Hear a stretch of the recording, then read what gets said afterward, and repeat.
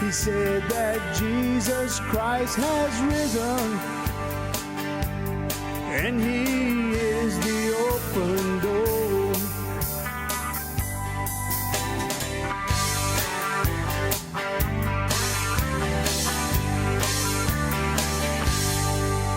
How you doing, everyone? Welcome to this episode of the Cajun Conservative Show, where we talk about life, we talk about liberty, and yes, we talk about the pursuit of happiness, and we show the world that as Cajuns do have intelligence. Hope you're having a good day, good week, wherever you're located, because you got to remember, this is the day that the Lord has made. Let us rejoice and be glad in it, even in a bad day, a gloomy day, and it is still the day that the Lord has made. You should rejoice, because you think about it. You could be in a worse situation. You could not be alive. You could be homeless. You could be walking to work if you're listening on your way to work. So you should be happy, thankful, and glad. Like I am. I'm happy. I have bad days. Don't get me wrong. I had 2 weeks come to mind where it was just a bad day. But guess what? I got through it. Not because I'm good. Is because with the Lord's help, I can get through anything. So just a reminder on that. A couple of announcements before we move on. In the second segment, we're going to have Representative Danny McCormick. He's going to be coming on the show, and he will be talking about his legislation. He has two bills. He has HB 130, Protect the Second Amendment Act in the Louisiana legislation, and then HB 131, Constitutional Carry. He's going to be coming talking about that, where we possibly won't need no concealed weapon permits coming on. Then on the third segment, we're going to have Joe Gulesserian.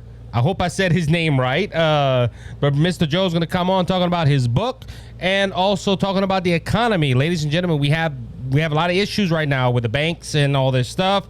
But Joe's going to come on, and we're going to go ahead and talk about that in the third segment and the impact of what's going on in the economy.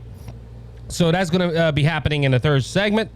Can't wait to have those two on. Please go ahead and listen and enjoy yourself with that. So, ladies and gentlemen, Donald Trump has not yet been arrested. The grand jury today, well, I say today, today's Wednesday, so when you listen, it's going to be Thursday. The grand jury was supposed to have this surprise witness come out. And ever since Donald Trump said, hey, on Tuesday, I am possibly going to be arrested, it hasn't happened. And there's always something. Oh, we have this witness coming up.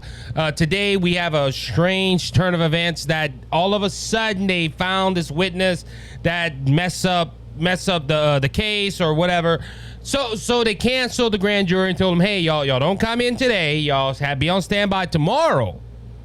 So Donald Trump has not been arrested yet, but with the buzz last weekend and on this episode where we talked about just the possibility of a president being arrested is just mind-boggling. Then we also talked about how all this is politically motivated, and majority of the nation thinks that. Majority of the nation. It's not a hidden fact. The Democrats are coming out and they're saying, well, hold on, we want justice. They got their talking points for Monday morning, ladies and gentlemen. It was no one's above the law. And because he asked for protests, this is inciting violence, which we know under the First Amendment of our Constitution, we have the right to protest. You should protest peacefully. Don't start a mess. Don't start anything that's going to hurt you, but hey, protest. Stand with a picket line. Stand in a picket line with a sign saying, "Hey, free Trump," or whatever you want to put it at. Just do it. But the media was pushing, "Hey, no protesting, please." Oh, this is Donald Trump, as Maxine Waters says, is calling out his domestic terrorists. But they're talking points where, hey, no one's above the law. And please don't start a riot. Don't go protest. And ladies and gentlemen, the nation is thinking like I'm doing right now. They're saying, "Oh, man, this right here, this is a political motivated attack by the DA in New York City, Andy Briggs." The handwriting's on the wall. So right now, Donald Trump, and look, Donald Trump saying this, a lot of people don't understand why Donald Trump puts stuff on Truth Social. It got him talking about this. It brought out a lot of things into the light, and it gives Trump some good publicity. And everyone that's saying this does not look good, that a former president might get arrested. Donald Trump has the people on his side. I don't believe in too many polls, but there was a recent poll that came out since this all came out, that Donald Trump is gaining popularity right now. So this is a good image. Donald Trump's, hey, look, the establishment is after me. He's using this to his advantage. With that being said, though, the media, being the media, are asking his opponents to go ahead and give their opinion on this, which they can, and majority of the people would say, well, this isn't right. This is wrong. With that being said, they asked Ron DeSantis. And Ron DeSantis, this is coming from the Daily Wire. DeSantis responds to a rumored Trump indictment by Soros-founded prosecutor. Florida Governor Ron DeSantis responded on Monday to reports that former Donald Trump could be indicted this week, calling the situation a manufactured circus by the prosecutor trying to virtue signals for his base. Now, people might be saying, well, Isaac, why are you bringing up Ron DeSantis? Because Ron DeSantis said something that ticked off Trump, I guess you could say, which I didn't think it wasn't that bad, but let me go ahead and find his quote, because I want to read it verbatim, because I don't want people to say, well, you're saying something that that defends DeSantis or hurts DeSantis. He said, and so I don't know what's going to happen, but I do know this: the Manhattan District Attorney is a Soros-funded prosecutor, and so he's like another Soros-funded prosecutor that weaponized their office to impose the political agenda on society at the expense of the rule of law, public safety. He has downgraded over 50% of the felonies or misdemeanors. He said he doesn't want to don't even have jail time for vice majority of crime. And what we've seen in Manhattan, we've seen in crime rate go up, and we've seen citizens become less safe. And DeSantis said Briggs was weaponizing the justice system by choosing to pursue the cases from several years ago while ignoring crimes happening every single day in his jurisdiction. Also, Ron DeSantis went ahead and said, I also think that the fundamentally wrong, DeSantis said, I also think that it's an important point to point out when you're talking about Soros-funded prosecutors, yes, they may do a high-profile political case, a political persecution, and that's bad. I'm trying to find out where he says about Trump. Yeah, so this is the remark that really ticked off Donald Trump. Now, on this point, Ron DeSantis has been defending Donald Trump up to this point. And he says, I don't know what goes into paying hush money to a adult star, porn star, to secure silence over some type of alleged affair, he said. Now, this has been getting Trumpsters upset because Ron DeSantis said, hey, I don't know what goes into doing this. This made Donald Trump upset, which started giving Donald Trump moving his focus from something that is helping him right now. Look, I'm going to say it again. Everything that's happening to Donald Trump right now is helping him in his base. He's showing that the establishment's real. They're coming after me, and they're going to pull up old claims or faulty claims. Because you got to remember this too, ladies and gentlemen. This case was denied by the federal courts. This case right here was denied by Merrick Garland.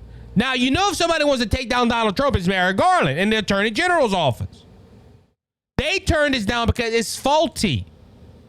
There's a lot of questions more than answers. And ladies and gentlemen, Donald Trump should have focused on this. And look, like I said, Ron DeSantis, I don't think he was wrong. He just made a statement. I don't know what goes into doing that. Now, Donald Trump has denied spending time with Stormy Daniels. I'm trying to be PG because I got a young audience. He denied that, but we don't know what really happened. There's no proof that he did or didn't. It's her word against his.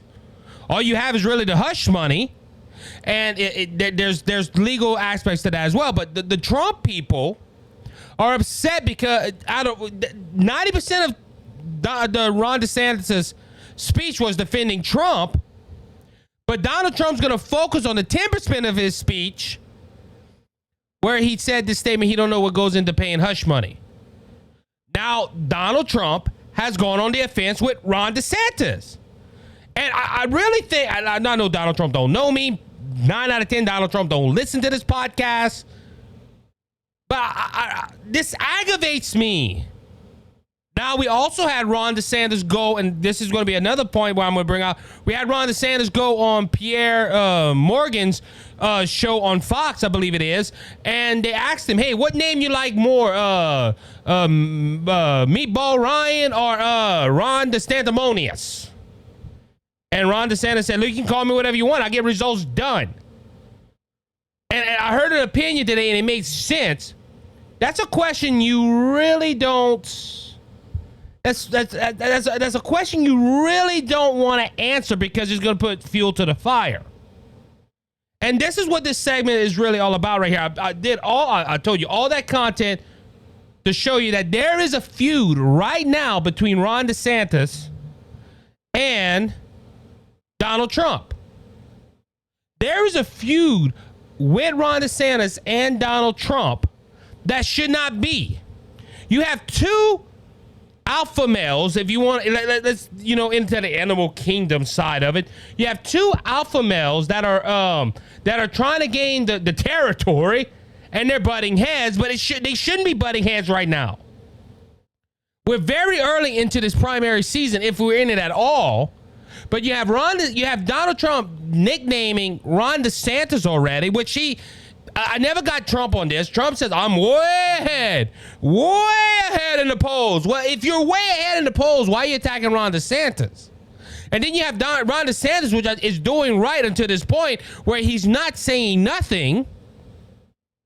And don't get me wrong, it was a slight joke. They were just talking, and like that, the interview's 45 minutes long. We do this here. Anybody that's been on an interview with me, no, we go ahead and we joke around, or we go off into wild goose chase topics. I understand that, but ladies and gentlemen, this right here, this feud should not be happening, and it's bleeding over. This is why, because a lot of my audience might listen to Dan Bongino. I did not pick this up from Dan Bongino. I thought about this before I heard Dan Bongino's quotes. Because Dan Bongino has come on and done a couple of segments on this as well. But I picked this up because another fellow podcaster, and I was debating to mention his name. I'm not going to mention his name. He's going on Twitter, and he's a real Trump supporter. But he's criticizing Ron DeSantis' signs on his podium and calling him Ron DeSantimonious.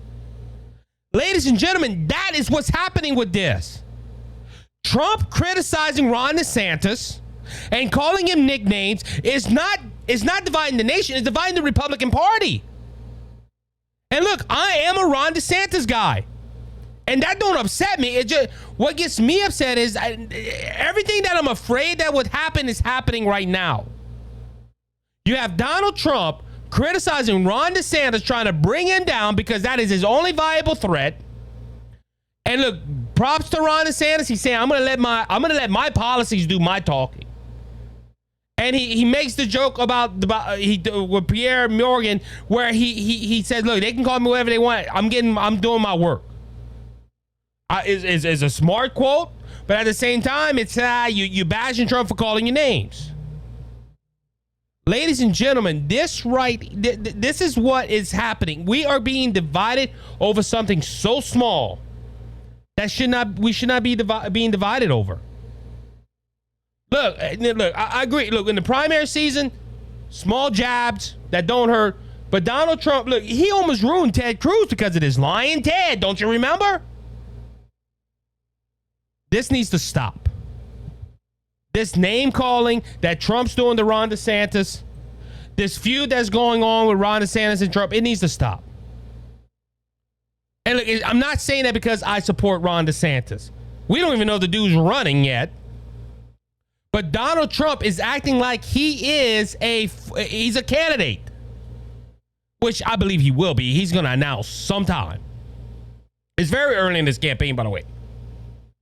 But ladies and gentlemen, this needs to stop because this is dividing our nation. Well, correction, not even just dividing our nation. It is dividing the Republican Party.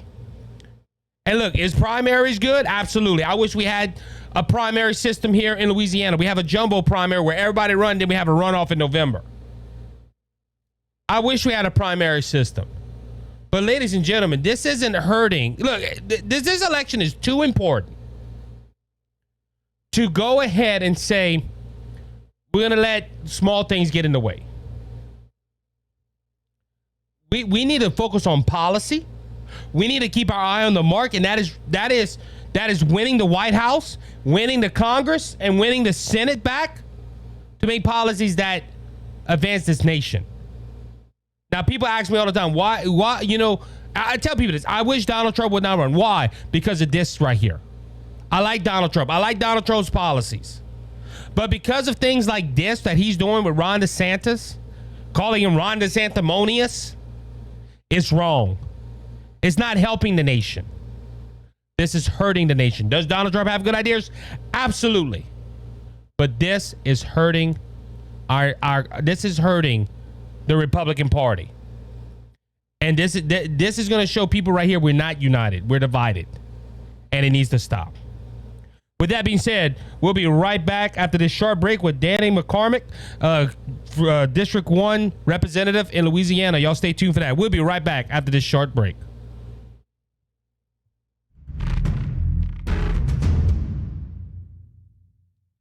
How you doing, everyone? Isaac here. I'm the Cajun Conservative, and I want to thank Brother Lanny Hayes from Hayes' Dump Truck Service for their generous support of the Cajun Conservative and Brothers Just Searching.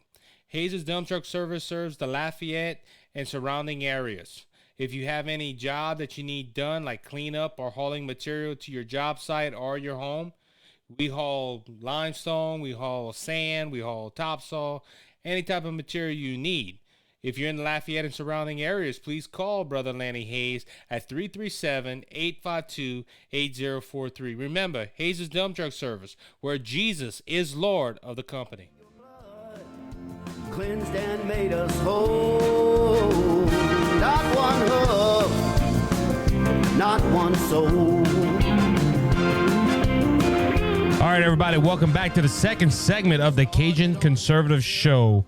With me today on the phone, we have Representative Danny McCormick. He is the Louisiana State Representative in the 1st District. He's going to be talking about his bills that he got coming up in our upcoming state legislation. Representative McCormick, how you doing? And welcome to the Cajun Conservative Show. Hey, Isaac, it's great to be on your show. Thank you for asking me. Oh, no problem.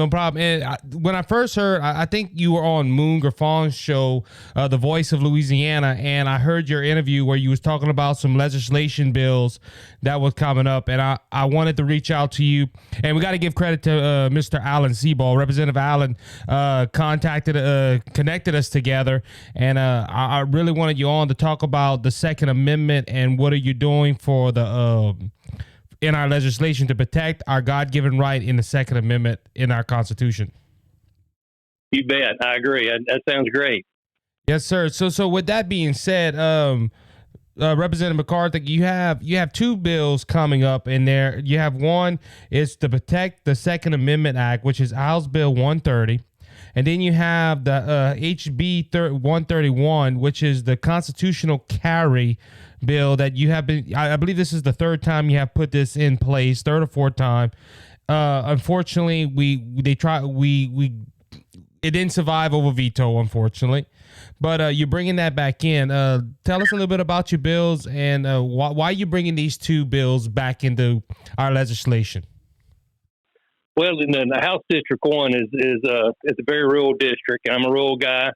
Second Amendment's very important to us, and we're really disturbed by we'll talk about House Bill 130 first, to protect the Second Amendment Act. I think probably most of your listeners are familiar with the ATF pistol brace ban, and that basically what this bill does, it makes it a crime for anybody to state or federal officials to enforce that pistol brace ban in Louisiana. You know, I think we were talking earlier, Isaac. You know, we hear our congressmen a lot interviewing, or they bring witnesses before themselves in Congress, and they talk real tough to them, but nothing really happens. And this bill has teeth in it.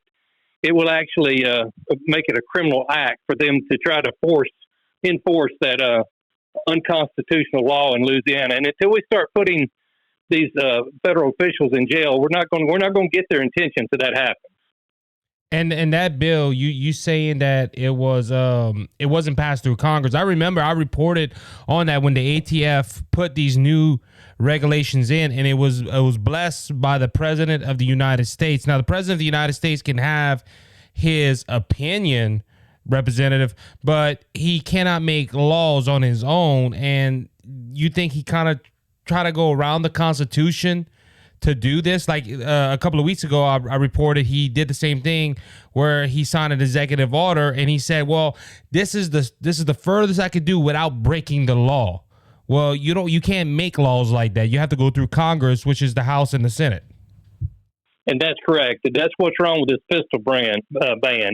If it had went through Congress and been voted on, that would have been a constitutional law.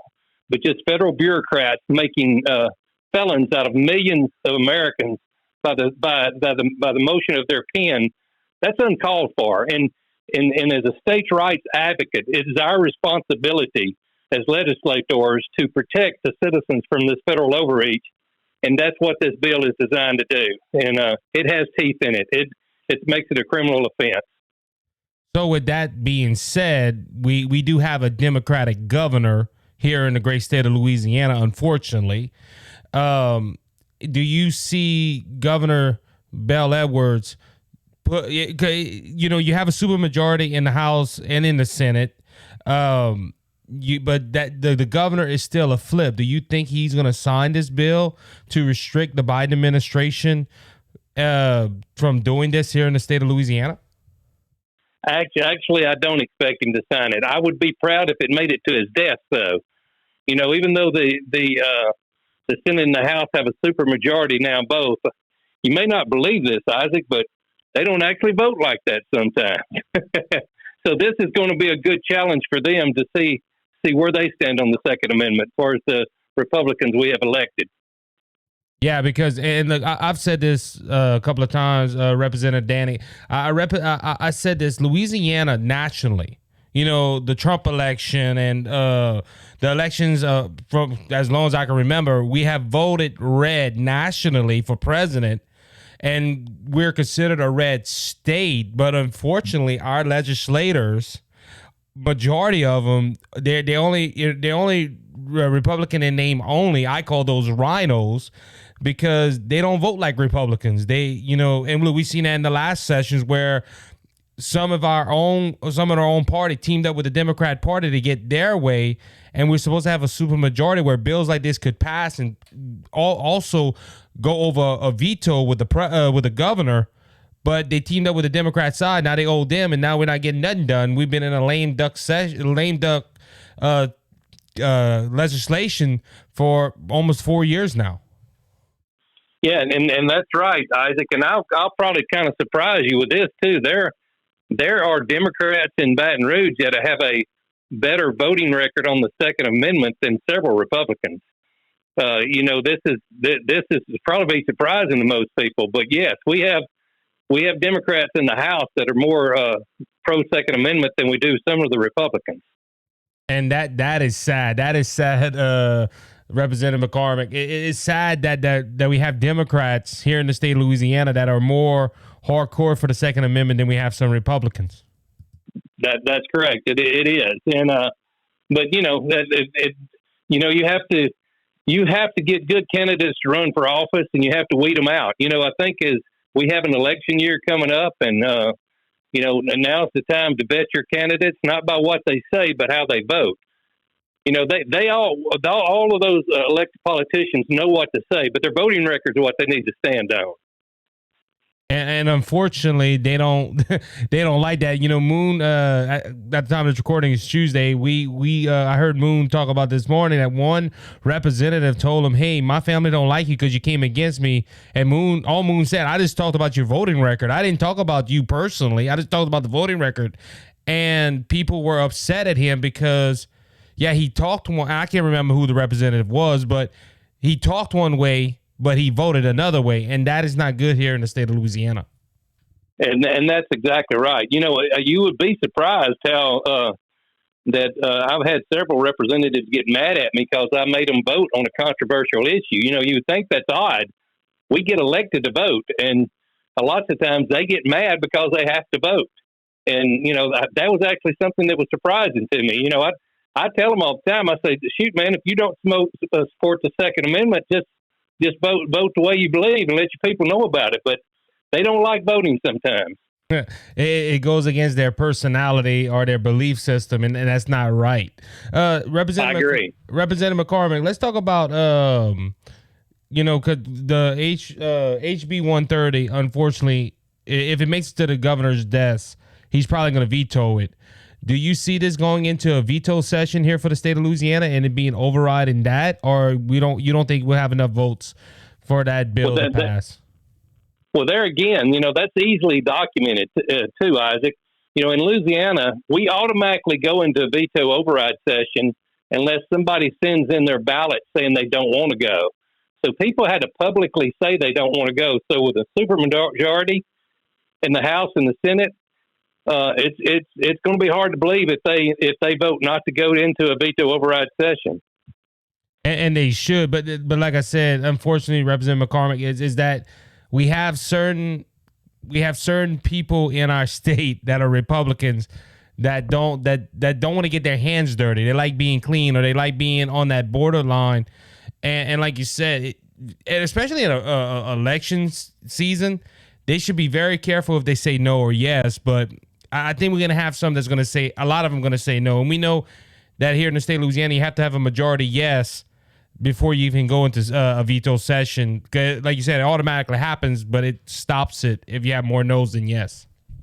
Yeah, that's correct. But there again, that's something that the citizens can actually easily track and identify and know how their representatives and senators are voting. And, that's very important. I mean, that's something that's a whole show for you in itself, and exposing the people and how they vote on HB 130 and 131. That'll be an interesting piece of information, and that's what's great about this show. You can do that research, you can give it to the public, and the public they don't have to do the work. They just listen to your show to get educated. Yes, sir. Yes, sir. And look, I'm going to be keeping a track of this because, like I said, when I first heard that you was introducing the HB 131 back, that's why I wanted to get you on. I wanted to get this information out to the listeners because we heard all over the country, but especially in the state of Louisiana. Half our audience is in the state of Louisiana. And we need to know what our representatives are doing, especially right before this election cycle that's coming up. We need to know what's happening in Baton Rouge. And that's what's so great about podcasts like yours. You can do that. I mean, somebody can listen to it going down the road. They don't have to actually do the research. So, information is starting to, these podcasts like these are popping up, and the information has come more widely available to the citizens. And I'm excited about doing these type interviews like I'm doing with you right now. And we're happy to have you on. We're happy to give out that information. And that's why we tell people, hey, subscribe to the Cajun Conservative and listen to us, and we can give you that information as it comes out. Exactly. That's right. That's exactly right. So Representative McCormick, let's go ahead and talk about HB 131. Is this the third time or the fourth time you bring this up, or how many times? I know you had some type of bill like this previously in past legislation sessions. That's correct. This is the fourth time I've filed this bill, and when I was knocking on the doors in my district, Isaac, the number one asked question I had was, "Will you bring a constitutional carry bill?"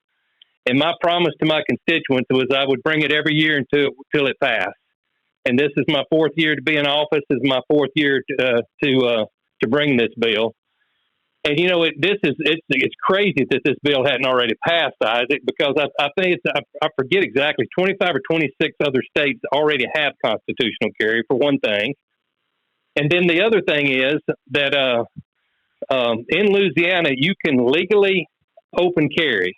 So let's just say that I have a pistol on my side and I'm walking around and it gets really cold. So I put a coat on and that coat covers up that pistol. Well, now I'm a felon. So explain that one to me. You know, my granddaughters, when they turn 18, they can strap a 12-gauge shotgun on their back and legally walk into Walmart here in my hometown. But they can't put a snub-nosed 38 in their purse to protect themselves from rapists and murderers. And as you very well know, here in Louisiana, with our crime problem, our everybody, and especially our young women, need to be able to have that ability to protect themselves from these predators. Yeah, and that's what, you know, with that being on side, we're also the sportsman's paradise. You get what I'm saying? You bet. And look, firearms are in our blood. It's in our DNA. It's something that Louisiana. Look, I've been hunting since I'm 16 years old. You get what I'm saying? And I hear people talk about guns all the time, but like you said, just to put a coat over your pistol, that becomes a felony, and that's, like you said, you can open carry, but you cannot conceal carry, and that's kind of sad that we don't have that, and I hope it passes this year. You bet, and you know, it's also important too that your listeners realize mine is a true constitutional carry bill. It mimics open carry to the letter of the law. And what that means is this: if you can legally open carry, you can legally conceal carry. You know, I have every year I bring this bill, and the constitutional carry bill I file is at 18. And actually in committee last year, we had a Democrat file an amendment to change the age to 21, and the Republicans are one that voted to change the age to 21. You know, we need to decide when our age of accountability is. If you can go to overseas and die in a war at 18, it seems like you ought to be able to legally conceal carry in Louisiana, but you can't. You know, I'll tell you this story, Isaac. My six-year-old granddaughter killed her first deer this year. When she becomes 18, she's going to be quite accomplished with a firearm. But in Louisiana, she will not be able to put a pistol in her purse protect herself from murderers and rapists. I think that's a travesty, especially since it's protected in the Constitution. And also we'll go to that. You know, truly the Second Amendment is there to protect us from tyranny, yep. from out of control government, from the Maos and the Stalins of the world. That's the reason our founders put it in there. Yeah, you mentioning that, Representative, is kind of funny because I did a show in maybe about almost 2 years now, and I said that's one of the arguments that I hate the most when I hear a leftist say, well, why do you need a big clip in a gun to shoot a deer? And I'm like, you don't understand the Second Amendment of the Constitution at all. Because that was not that amendment was not meant for hunting. You didn't, and I used the example, you didn't see our founding fathers just finish a war with England and say, oh, we need to put this amendment in the Constitution so we can go hunting. They just went through a whole war to earn their freedoms. That's why they put it in there.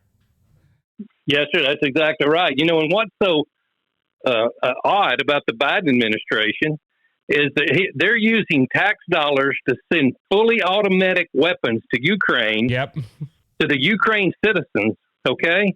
They're using our tax dollars to do that, while in the same time, they're using our tax dollars to take away our Second Amendment rights. So we're sending fully automatic weapons to Ukraine, to those citizens. They're not worried about if they're trained or anything else, or if they have a background check. They're not worried. They're sending it all over there. While at the same time, they're taking our weapons away from us. And it's sad. It's sad. And look, you bringing that up. I found the article researching a few minutes ago where on Fox News it says the Justice Department asked the Supreme Court to overturn domestic violent gun ruling because the Fifth Circuit appeal said, look, the domestic violence restraining orders from gun owners are unconstitutional. Now you can have a debate on that, but at the same time, the Constitution does not label who can have a firearm and who can't have a firearm. Now we know that our state and other states have laws that said, look, if you are a felon, you can't have one, and I agree with those laws. But as for restraining law-abiding citizens their rights, that's not right either. And that's why I commend you, Representative McCormick, that you're putting this bill up. And I hope this year it gets through. I doubt that the governor will sign it. He probably would veto it. But let's hope that our other representatives would go ahead and back you up in a veto session and say, no, we're going to put that bill into law, and we won't care what the governor says. And that's right, Isaac. And we, as your listeners, need to know, this needs to be a talking point. This needs to be with the next governor. He needs to be asked that question. The candidate, will you support constitutional carry? That it's important to get him on the record. I mean, I'm sure there'll be several gubernatorial candidates to be coming around speaking in the communities where your listeners are. Raise your hand up and ask them, sir, will you support constitutional carry? Would that be one of the issues you'll support if you're elected governor? Now's the time to put them on the record. Yes, sir. Well, I'm glad you brought that up to me, because I'm planning on having a few of them on here, and we're gonna go ahead and ask that question when they show up to the studio, and get ready to ask. That'll be one of the questions we're gonna try to bring out, because I believe that the Second Amendment is under attack. Go ahead. And ask them, will you support true constitutional carry? And that means 18 years of age. It's really important to me, and some of your listeners may know, to get a concealed carry permit, you have to be 21. So 18, 19, and 20-year-old girls, when they leave the house, they're most vulnerable they'll ever be in their life. No matter how proficient they are with a weapon, Louisiana makes it against the law. Now, they cannot put one in their purse. Now, can you imagine my granddaughter, when she gets 18, she puts on a nice dress and she's going out, but she can strap a pistol on her side. That's okay, but she can't put a pistol in her purse. That's just a thinking process that I don't understand, Isaac. Yeah, no, I agree with you, Representative. I agree with you, and like I said, let's just hope that we have other representatives that are like-minded like you this session.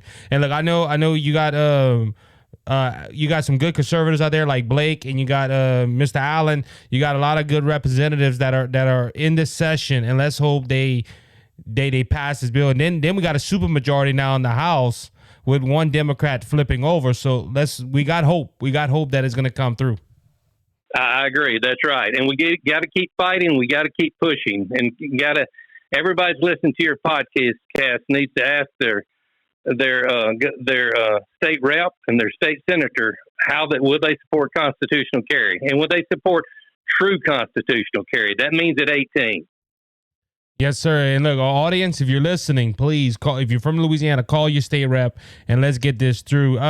Representative McCormick, we're about to run short on some time, but I want to go ahead and get you to talk about your campaign, because you're just not getting ready for legislative session. You're getting ready for an election. You are running again in District 1. I don't know if you have any opponents in that race. How's the campaign going? And what talk to your voters. Go ahead and tell them why you continue on serving in the House of Representatives of Louisiana. You bet. That sounds great, Isaac. I love the people of my district. They're just down to earth, solid people. When I ran for office, this is what I said to them. These are my principles, and these are what I stand for. And you can feel assured this is how I vote, and that's how I voted. And also, Isaac, I stay in contact with my. I don't just show up and want to talk to my constituents on election year. I talk to them every year, all through the session. I put out videos. They can follow me on Facebook. I have an email updates they can get. You can go play.com. You can sign up to get my emails. We send out at least one email a week. We've been giving away firearms this year. We were just recently gave away our second firearm and a firearm giveaway. We're going to be doing if you'll sign up for that, you'll be getting emails making you aware of what's going on during session on my constitutional carry bill and any other bills that I may be carrying this year. And that's why I'm running again. You know, I have, like I said, I have 4 granddaughters, and when they turn 18, I want them to be able to take a firearm and put it in their purse and protect themselves from predators. And for 4 years, I've been pushing that, and I'm going to continue to push until we push it across the finish line. And you, like I said, you have a good chance to do that this year, and we hope that happens. Say that website one more time, Representative McCormick. It's McCormick, the number 4, LA.com. McCormick, number 4, LA.com. All right, sounds good. Everybody, go check that website out. That's gonna be good. Representative McCormick, if you ever need to get to your constituents or want to let somebody know something, give me a call. We're gonna have you back on. It was real nice having you on today, and I hope this is a long and prosperous friendship between both of us. This mic's always open if you want to come on and hang out with your friendly neighborhood Cajun conservative. That sounds great, Isaac. I appreciate you, man, and give me a call anytime I can help you. No problem. That I'm gonna take that up on it. I'm gonna take your word up on that, my brother. That sounds great. Have a good day, man. You too. That was Representative Danny McCormick. I can't say that word. McCormick. He is the Louisiana State Rep for District 1 of Louisiana. He's gonna be he's pushing them constitutional bills in. And these protect the Second Amendment Act. Let's hope this goes through.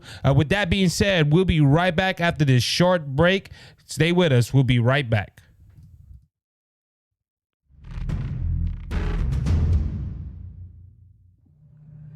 Cheers and good on you, boys and girls. My name is Scott Ford, and I have a show on Rumble. It's the Scott Ford Show, all one word. The Scott Ford Show, all one word, and it's on Rumble.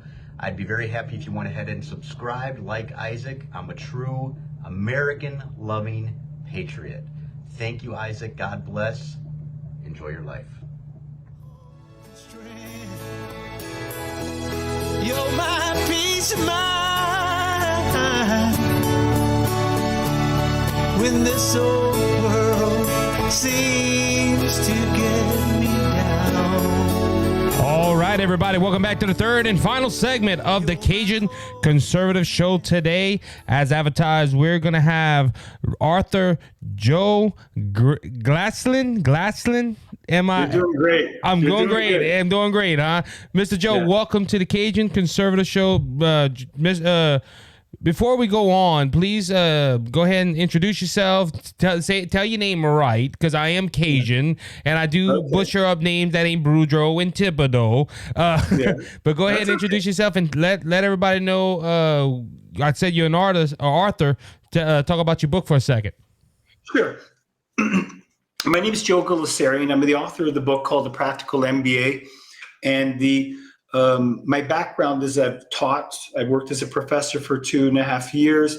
I've run companies most of my life, so on and so forth. So I've integrated business experience with economics, and I take you everywhere from debasement of Roman currency to the fall of the British pound. I take you to sovereign debt defaults, where I give you many examples of my book of countries that absolutely default under debt, and it's coming soon. I take you through every stock market crash. I take you through the great reset of the 20th century, in the middle of the century, the Bretton Woods, IMF, WTO, my position on FDR and the Great Depression. I also then bring you to the doorstep of sound money, gold-backed money. I leave you off on Bitcoin and some of the other technologies available. I bring you to the House of Cards. And then at the end, I pretty well have a term I called the future of tomorrow, a cabalotocracy where large government will live off the avails of the fruition and of industry, of large corporations, and the industrious will get punished. and the middle class are under massive threat, because once you lose your middle class, you lose the stability of a society, because they're the social conscience of a society. They believe in the pillars, rule of law, fair play, reason, and all those other things that we hold in esteem. Now I'm exhausted. Hey, you got a little ways to go, so you better get ready to go get some coffee or something. Yeah. Well, Joe, you know, it's funny how you mentioned the middle class. I'm gonna go off topic for a second with that. You know, in communistic regimes or socialistic countries, there is no middle class. There's rich and then there's poor, and there's nobody in between. And you know, it's funny. You hear a lot of these politicians say, "Oh, we want to protect the middle class." But it's kind of funny. And they also say, look, we want the rich to pay their fair share. But majority of the rich people in this country are sitting in Washington, D.C., making policies and trying to lead this country supposedly in the right way. So if you look at regimes, communist regimes and socialistic countries, the politicians are rich, the people are poor. And like you said, there's no middle ground to build that pillar of society. That's true. And I made a comment when I was on the podcast yesterday. When the Weimar Republic, meaning after the First World War, Germany, okay, they eliminated the middle class, and they had massive inflation in the Weimar Republic. The society collapsed economically, where you'd need like maybe 500 million German marks to buy a loaf of bread. That atmosphere of instability and unemployment and toxicity of the economy was what led to the advent of someone like Hitler, who promised jobs, who promised to rebuild Germany with pride.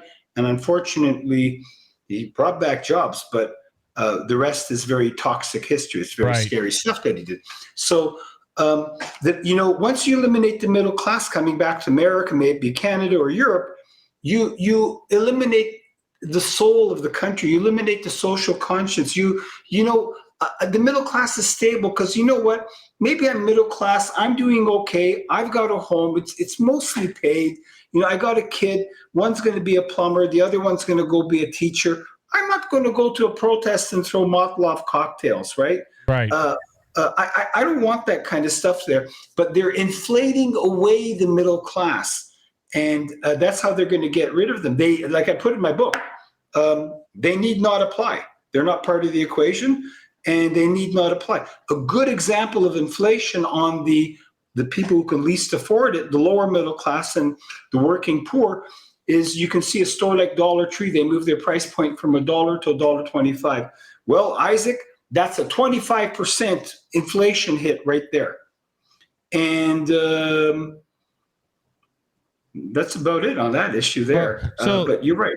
So let's go on to the economy, because that is your strong suit, Joe. You talk about the economy, and you talk about what the effects of our inflation is going on. And I thought about you the other day when we were lining up this with this bank crisis that is happening, and this is my view of it. And a lot of people have kind of told me, "Oh no, that's not right." And you have Janet Ellis, the Secretary of Treasury, say, "Oh, the banking system's fine," but you've had last June inflation hit 9.1. The latest inflation number is reaching 6.4.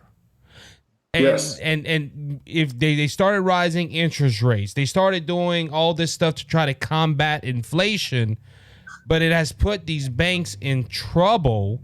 And now we're in a situation where we're in a bank crisis. So, in your opinion, what caused these bank crises? Is it the inflation I just said, in my opinion? Or am I wrong to say that inflation had a big part of the banking crisis? Well, it's a good question, but I will start. I'm not going to give you what sparked it, but this has been building up for a while, and I'll keep it as simple as possible. You have bonds on the market. There's nobody around even in banking, who's ever lived in an inflationary environment. You spent $7 trillion extra dollars in the hole with the COVID crisis, okay? and you got no results, by the way. So you put $7 trillion there. You printed $5 trillion, and I'm talking about the central bank, and they print it out of thin air. So look, Isaac, you put $12 trillion in the economy, and you go, oh my, we have inflation. Then you use the CPI index to measure inflation, and that's not really an accurate barometer. And in my view, it belongs in the fictional section of the library. What's more accurate is perhaps a site called Shadow Statistics, and inflation, depending on who you talk to, is closer to 12 to 14%. You're just fooling people. So then let's go to the bank, because there's a reason you had all this liquidity, all this money. So you did bail out banks in California. And specifically, here's what happened, and I'll keep it simple here. Bonds at best were paying at 1%. And when you turn around and you buy a bond for 10 years and you're a bank and you buy $50 billion of bonds or $100 billion of bonds, that's fine. Now bonds are paying closer to 4.5%, 5%, and even a bit more. So what happened is you're stuck with these bonds that, let's say, a 10-year treasury at 1%, and the new ones are coming out, let's say, 4.5%. So I'm not going to get into complex bonds. So if you bought a $1,000 bond for your future at 1%, right now that $1,000 bond is worth about $880, $900. I'm not a bond trader, but it's no longer worth $1,000 face value. Why? Because the new bonds are paying 4%. And if I want to sell my bond to Isaac, I got to sell it as a discount. So let's extrapolate that idea, pull that idea, and turn around and say, okay, that's fine. I get that part. And you're stuck on your books with a bunch of bonds and that are paying less. Some of these banks have a theoretical exposure of losing hundreds of billions of dollars on the differential of the bond between the 1% and the 5%. I'm not going to go into the details. We don't need to concern ourselves with that. And at this point, so this particular exposure, Isaac, what happened now is the central banks and the Treasury, they all stepped in and said, oh, how much money do you need to bail that bank out? Well, I need $100 billion. They are valuing the bonds at $1,000 each, not at $880 each. It's a scam, right? That's your first scam. So you're saying this in a nutshell, the government is going to go ahead and pay for the full value of that bond, but that bond's roughly $800 value. So when Joe Biden says this ain't going to impact the taxpayers, well, it is, because we're paying $200 more for a bond that's worth $800. Right. So what's going to happen is they're bailing out these banks. And when they're bailing out these banks, it gets complex, but the soup gets more complex than that. Traditionally, when you go to a bank and you make a $1,000 or $100 deposit, traditionally the banks, what they call a reserve requirement. $10 of that goes into the reserve, and they can't lend that money out. So during your medical emergency, we'll just call it that, during your medical emergency, they turned around and they wanted to create more liquidity. Remember, they dumped $12 trillion in the economy, and they said, you know what? The banks no longer, this is what the Fed say, no longer have to have any holdback reserve. So then they've got zero reserve. In other words, every penny you put in there that's in savings, let's say, or locked up bills, right, that's all lent out. And now they don't have anything left for a rainy day. And I think I explained that in a simple way that people, get an idea and a grasp of what's going on. And then what they did now is Janet Yellen last week was being interviewed by an American senator from Nebraska, I believe. Correct me if I'm wrong. I forgot his name, but he was very articulate. And what happened is they bailed out they didn't bail out Silvergate, but they bailed out Signature, wasn't it? Signature Bank got bailed out, and I believe Silvergate Capital, they were looking at bailing, but they bailed out Republican, that's for sure. Right.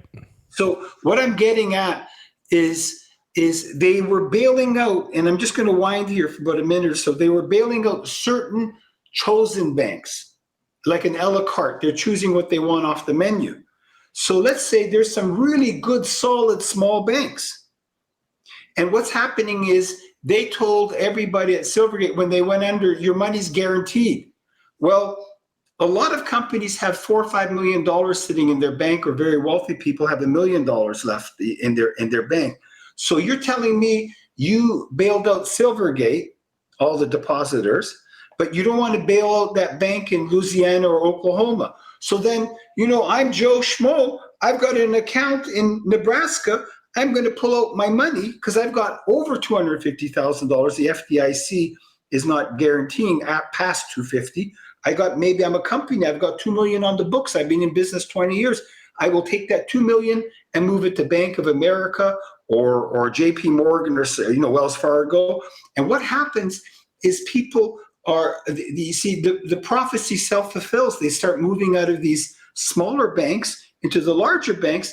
A lot of these smaller banks are in great shape, but if I start having a bank run, even on a real solid, well-run bank, it could collapse it. So now the conundrum that the Fed and the Treasury is in is this: they go, which banks do we bail out? Then finally, Janet Yellen said last week, we'll just bail out certain banks.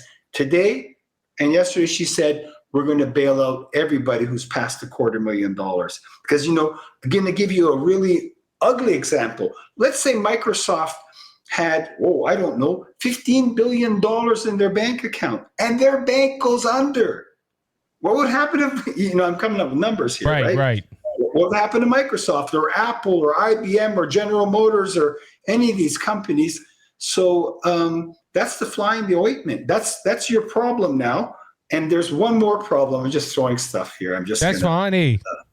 Okay. There's one more problem. The FDIC has approximately $128 billion in backup money to bail out banks, right? Or depositors in this case.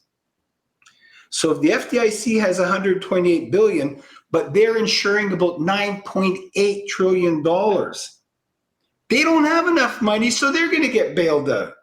And how are they getting bailed out? Well, they're getting bailed out because they're printing money from thin air. So the question is, in the last week or two, the central bank has turned around and printed another $300 billion on top of the $5 trillion.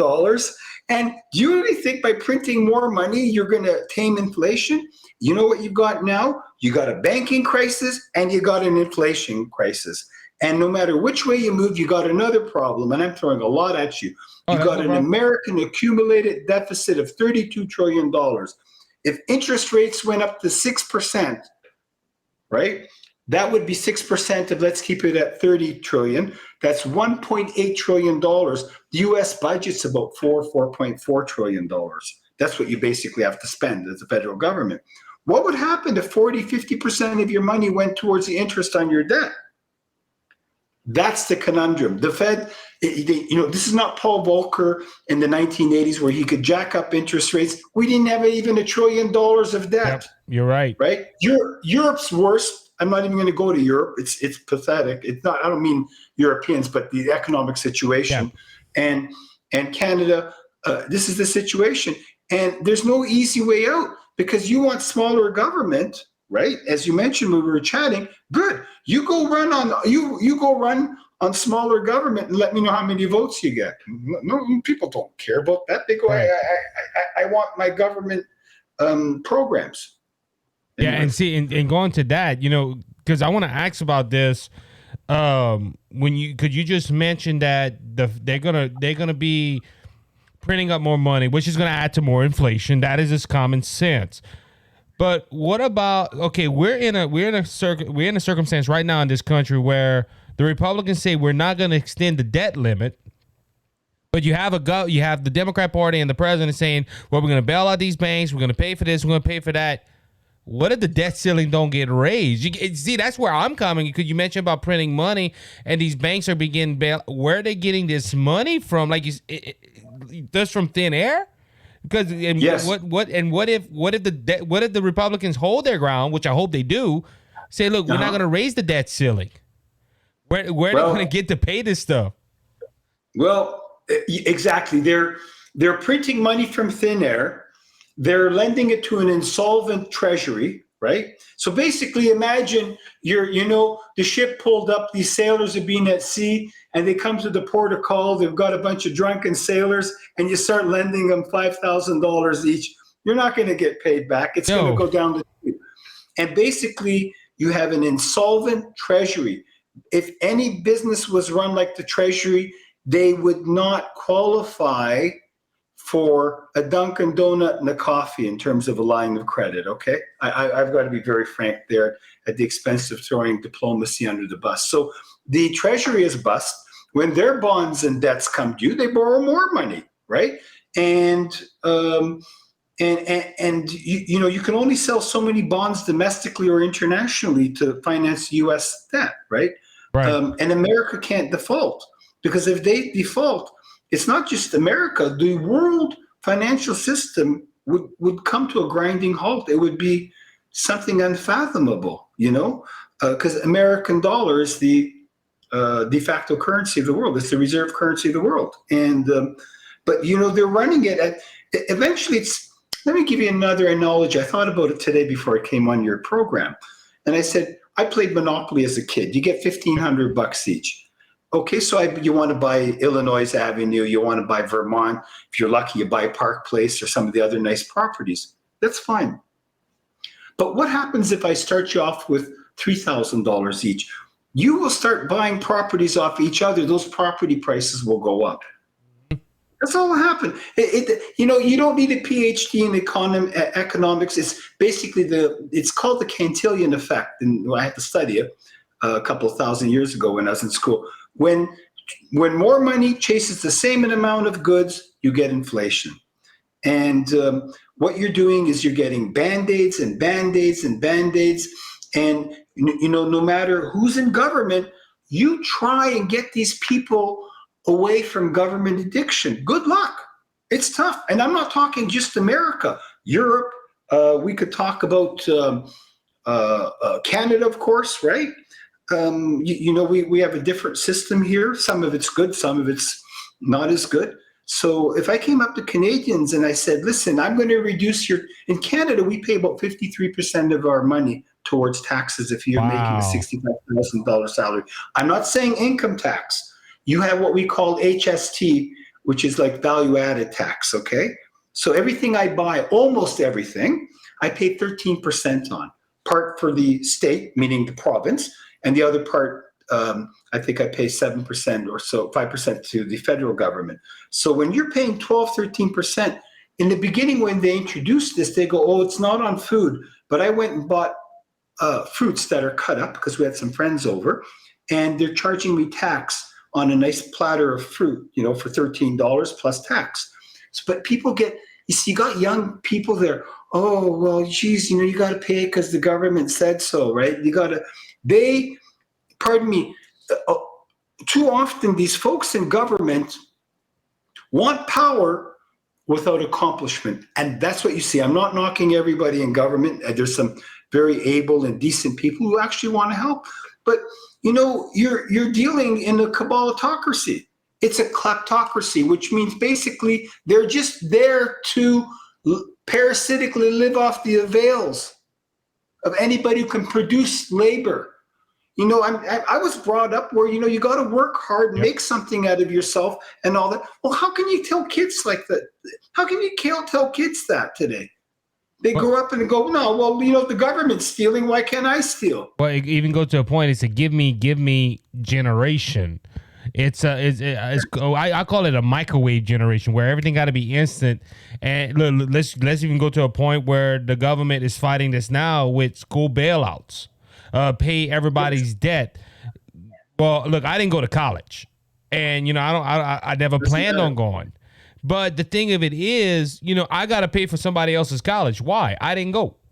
And if I would have went, I would have got a job and paid for that because that's something I want to do. But this generation, and you're talking about workers and stuff. There was a young man, and this came from Scott Ford. give a shout out to my buddy Scott. He sent me a picture of a guy crying in a Starbucks and saying they need unions because they put him on an 8-hour workday. Wow. That's the generation where they want everything, but they don't want to work for it. And that's one of the reasons we're in the mess that's why we have a $32 trillion debt, is because the government said, hey, you don't want to work? That's fine. We give you everything. And now we're at a point where we're having crisis after crisis. And it's scaring me as an American that our banks are closing, that we're facing these financial difficulties. And while prepping for the show, Joe, we talked about, I told you what I felt, and I mentioned on the podcast a few weeks ago. I feel like the 1920s. It's like history reliving itself, because before the Great Depression and Wall Street went down, banks started closing. And that's true. And I'm not trying to put fear into people, but that's just the reality we're set with right now. Yes. If these issues about the economy goes into a recession, we need fiscal policy, we need fiscal stimulus. You heard these words. Let the poor corporations fail. Let the distortions come out of the economy. All the imbalances need to come out. It needs to rinse itself, like when you get over a cold, right? You don't just take something to hold back your cold. You got a cold, let it rinse out. When you get over your cold, you feel great. And I would say, and it's in my book too, The Practical MBA in Economics, I would say the last natural recovery that America had, according to any economic history that I'm aware of, was in the 1920s, in the early 1920s, 2021, America went into a depression. I'm not talking 1930, 29. And that was under President Harding. And what he did, and remember, this was a big wallop. It was the troops came home, so you had unemployment. You had the Spanish flu, which was a lot worse in relative and real terms than what we went through recently. And I'm not going to go further on that. And it went into a depression. And at the convention, he spoke, and he says, I will not expose the taxpayer and have them bail out unsound firms. So he let it all play out, let it rinse out.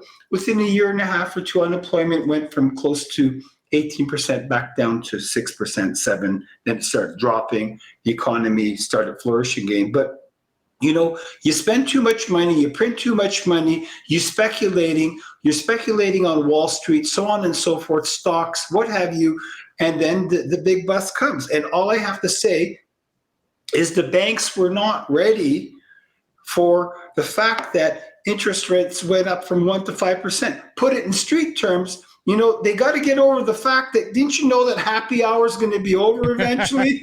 And you got to go head home, right? You got a wife and family. You got to go home. Happy hour's over, right? And they didn't get over that. And then there's people, here's what's going to happen. And I'm going to get it off my chest here now that I'm ranting.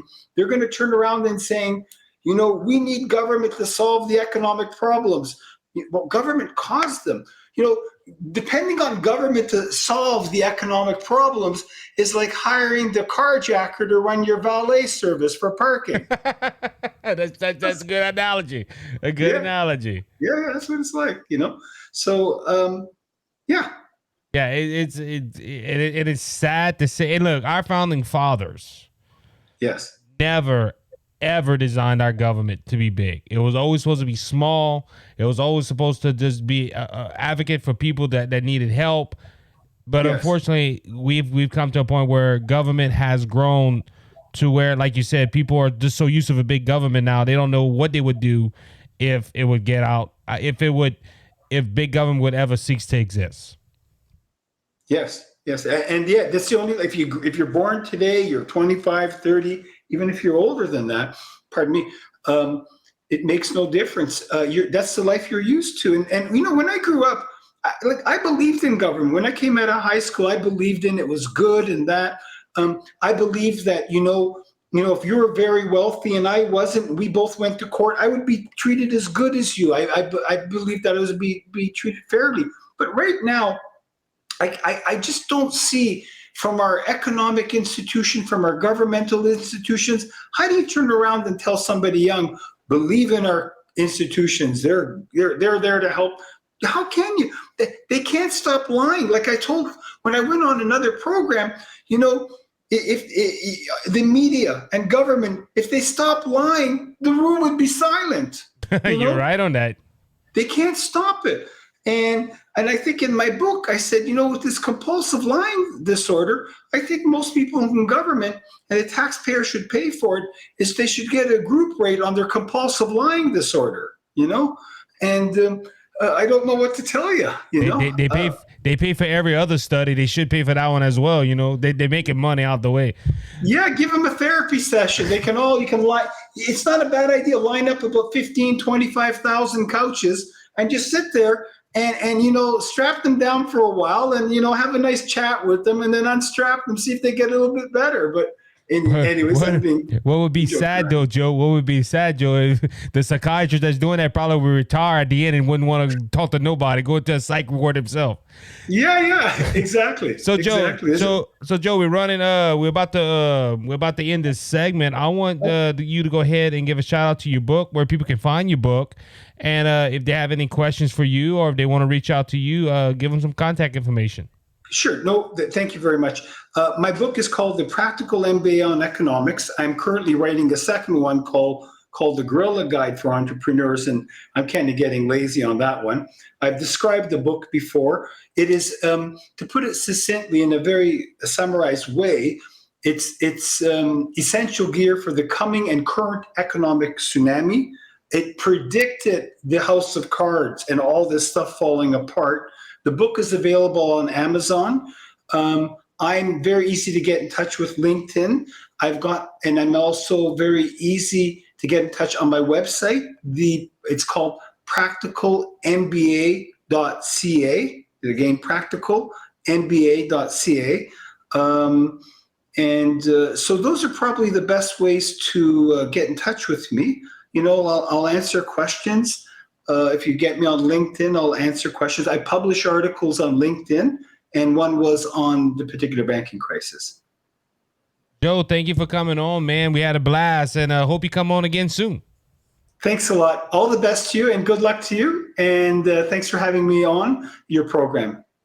No problem. That was Joe Gulesserian. I hope I said it right. Yeah, you did it great. Good enough. Gulesserian, you did it Gulesserian. Well. There we go. Joe Gulesserian. Yeah. Go ahead and check out his book. Go ahead and check out his LinkedIn information that he just brought to us. With that being said, that's going to go ahead and end this program for this week. A lot of interviews in this episode, but guess what? A lot of good information from Danny McCormick and from Joe. Take that information and go ahead and educate yourself with it, ladies and gentlemen. Until next time, be blessed, be encouraged. Remember, Jesus Christ is coming back, and he's coming back soon. So don't be faint of heart, because Jesus has overcome the world. If you want to know Jesus, your personal Lord and Savior, reach out to me. I'll tell you how to make Jesus your Savior and heaven your home. So until next time, be blessed, be encouraged. You have a good one. And he is the